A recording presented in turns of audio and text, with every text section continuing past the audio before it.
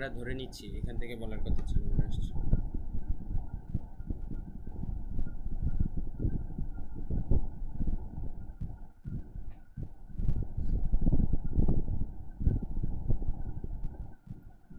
প্রিয় শিক্ষার্থীবৃন্দ, আমরা ইতিমধ্যেই ধরে নিচ্ছি আপনারা অলরেডি আরবি 29টি হরফের নাম জানেন এবং কোন হরফের কি নাম সেটিও আপনারা পারেন এবং উচ্চারণটাও অনেকটা আপনারা আয়ত্ত করতে চেষ্টা করেছেন।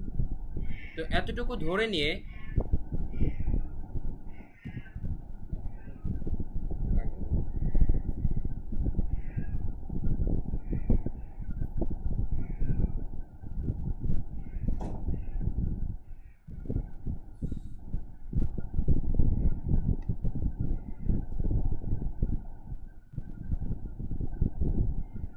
প্রিয় শিক্ষার্থীবৃন্দ, আমরা ইতিমধ্যেই ধরে নিচ্ছি আপনারা অলরেডি এই কয়টি বিষয়ে শিখে গিয়েছেন, অর্থাৎ আরবি 29টি হরফ আপনারা আলিফ থেকে ইয়া পর্যন্ত এখন বলতে পারবেন এবং প্রত্যেকটা হরফের নাম যদি আপনাদেরকে জিজ্ঞেস করা হয়, যেমন এটার নাম কি, এটার নাম কি, আপনারা বলতে পারবেন এটা হা, এটা আইন, এটা আলিফ। আপনারা হ্যাঁ হ্যাঁ অবশ্যই, কারণ এই জিনিস তো শেখানো শেষ, প্রথম ক্লাস 3 দিন ওইটার উপরে চর্চা করবে, তারা হোমওয়ার্ক করবে।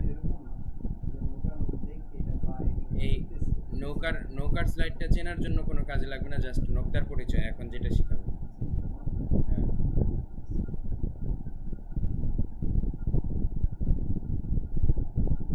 জি প্রিয় শিক্ষার্থীবৃন্দ, তো আপনারা অলরেডি বলতে পারবেন বলে আমরা আশাবাদী যে কোন হরফের নাম কি, কোনটা আলিফ, কোনটা বা, কোনটা ইয়া। এমনকি যদি আপনাদেরকে দেখিয়ে জিজ্ঞেস করা হয় যে বায়ের বা অক্ষরটি খাতায় লেখো, আমরা আশাবাদী আপনারা লিখতে পারবেন। যদি আপনাদেরকে বলা হয় ইয়া লেখো, তাহলে আপনারা লিখতে পারবেন। তো এতটুকু নলেজ।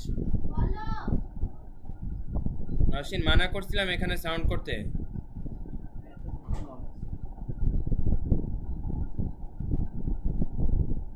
এতটুকু নলেজ অর্জন করা হয়ে গেলে পরে আপনারা আজকের ক্লাসটি খুব সুন্দরভাবে বুঝতে পারবেন ইনশাআল্লাহ।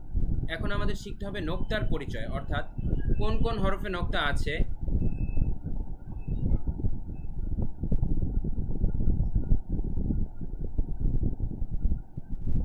কোন কোন হরফে নক্তা আছে এবং কোন কোন হরফে নক্তা নেই, এবং যেগুলোতে নক্তা আছে কয়টি নক্তা এবং সেটা কোথায়, উপরে নাকি নিচে। এই জিনিসটা খুব সহজে ছন্দের মাধ্যমে শেখা যায়, আমি আপনাদেরকে শেখাচ্ছি এবং পরবর্তীতে স্লাইডের মাধ্যমে নক্তার পার্থক্যগুলোও আমরা আপনাদেরকে দেখাবো, একই রকম আকৃতির হরফ কোনগুলো এবং সেখানে নক্তার পার্থক্যগুলো কি কি। খেয়াল করে দেখবেন বেশিরভাগ অনেকগুলো অক্ষর এখানে এমন রয়েছে যে গঠনটা প্রায় একই রকম, শুধুমাত্র নোক্তা কিংবা ডটের পার্থক্য, ফোটার পার্থক্য, সেই পার্থক্যটা আমাদের মাথায় রাখতে হবে। কিভাবে মাথায় রাখবো, আমি একটি ছন্দ বলছি, আপনাদের এই ছন্দটি মুখস্থ করে ফেলতে হবে এবং এটা আপনাদের কেন কাজে লাগবে এবং কোথায় কাজে লাগবে সেটাও আমি এখনই দেখিয়ে দিচ্ছি।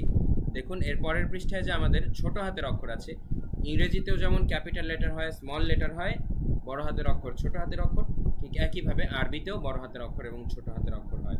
ছোট হাতের অক্ষর বেশি পরিমাণে আসে আর বড় হাতের অক্ষর একটু কম আসে, তারপরেও প্রত্যেকটা লাইনেই আপনি প্রত্যেকটা শব্দের ভিতরেই পাবেন। ইংলিশে যেমন বড় হাতের অক্ষর আসে সেন্টেন্সের শুরুতে, কিন্তু আরবির ক্ষেত্রে হচ্ছে বড় হাতের অক্ষরগুলো আসে প্রত্যেকটা শব্দের শেষে, ঠিক আছে। শব্দগুলো শুরু হয় ছোট হাতের অক্ষর দিয়ে এবং শেষ অক্ষরটা থেকে বড় হাতের। তো এই যে দেখুন আমরা অলরেডি যেগুলো শিখেছি সেগুলো কিন্তু আমরা শিখেছি বড় হাতের অক্ষরগুলো, বা তা তা, এখানে আপনারা দেখতে পাচ্ছেন সিরিয়াল অনুযায়ী, কিন্তু এর পাশে যেগুলো দেওয়া রয়েছে এগুলো হচ্ছে ছোট হাতের অক্ষর। এখন ছোট হাতের অক্ষর চিনতে হলে আপনাদের অবশ্যই নোক্তার সম্পর্কে স্পষ্ট ধারণা থাকতে হবে, অর্থাৎ কোন হরফে কয়টি নোক্তা এবং সেটি কোথায়, উপরে নাকি নিচে, এতটুকু ক্লিয়ার থাকতে হবে। সে লক্ষ্যে আমাদের আজকের ক্লাস এবং আজকের স্লাইড। তো আমি ছন্দটি বলছি, আপনারা এখন থেকে নিয়ে ছন্দটি মুখস্থ করে নেবেন। আমি বলছি আলিফ খালি, আপনারাও আমার সাথে রিপিট করতে পারেন।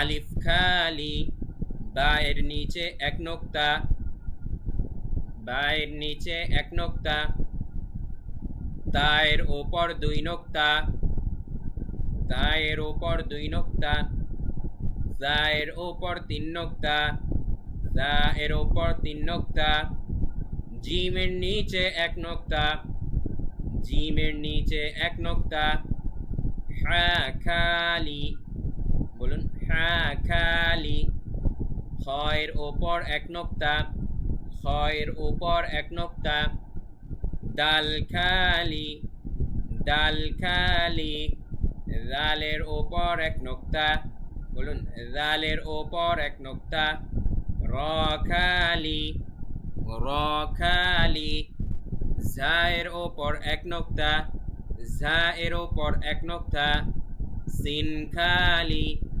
সিন খালি, শিনের ওপর তিন নোক্তা, শিনের ওপর তিন নোক্তা, সদ খালি, সদ খালি, বদের ওপর এক নোক্তা, বদের ওপর এক নোক্তা, ত খালি, ত খালি, জ এর ওপর এক নোক্তা, জ এর ওপর এক নোক্তা, আইন খালি, আইন খালি, গাইনের ওপর এক নোক্তা, গাইনের ওপর এক নোক্তা, গাইন থেকে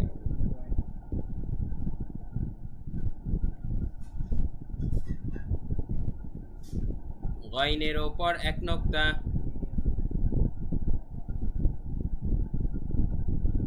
গাইনের ওপর এক নোক্তা, গাইনের ওপর এক নোক্তা, ফায়ের ওপর এক নোক্তা, ফায়ের ওপর এক নোক্তা, কফের ওপর দুই নোক্তা, কফের ওপর দুই নোক্তা, কাফ খালি, কাফ খালি, লাম খালি, লাম খালি।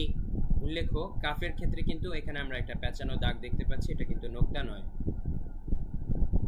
মিম খালি, মিম খালি, নুনের ওপর এক নোক্তা, বলুন নুনের ওপর এক নোক্তা, ওয়াও খালি, ওয়াও খালি, হা খালি, হা খালি, হামজা খালি, ইয়া এর নিচে দুই নোক্তা, ইয়া এর ক্ষেত্রে আমাদের এই নোক্তাটা ধরতে হবে, কেননা ছোট হাতের অক্ষরে সবসময় ইয়া এর নিচে দুই নোক্তা থাকে।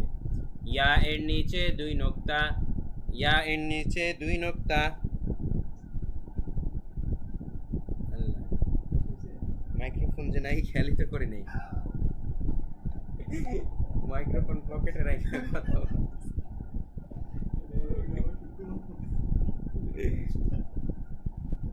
দেখো তো চালু আছে কিনা।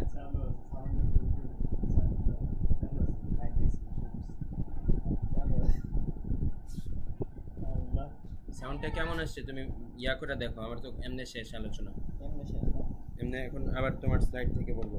এটা এখন আমি যে দুইবার করে বললাম, একটানে একবার বলবো, একটানে বলার পর আবার তোমার স্লাইড থেকে বলবো।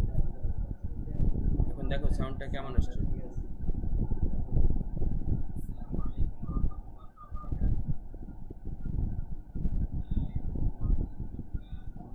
দেখো তো কিরকম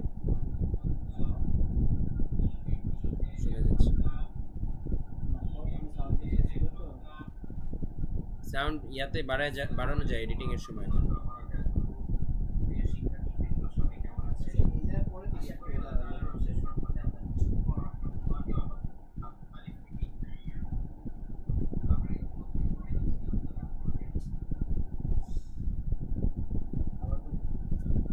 আচ্ছা আবার একটু টেস্ট করে নেই সাউন্ডটা।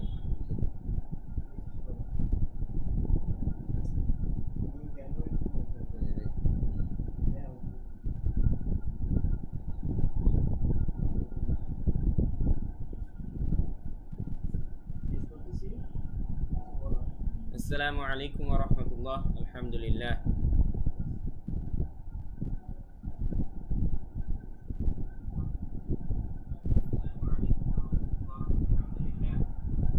ফ্যানের সাউন্ড আসতেছে যে, মনে হয় মাইক্রোফোন চেঞ্জ হয়েছে কিনা দেখো তো।